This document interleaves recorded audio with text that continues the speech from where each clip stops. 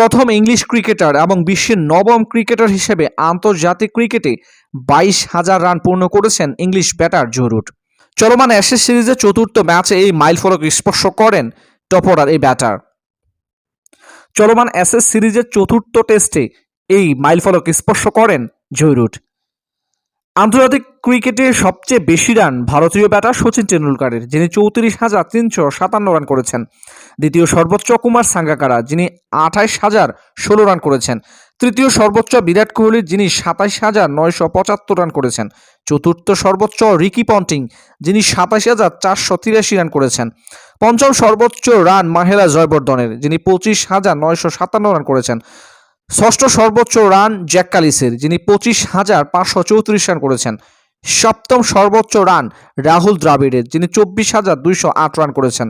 এবং অষ্টম সর্বোচ্চ রান ব্রায়ান লারার, যিনি 22,358 রান করেছেন। এই তারিখে নতুন করে যুক্ত হয়েছেন জো রুট, যার রান সংখ্যা 22,000।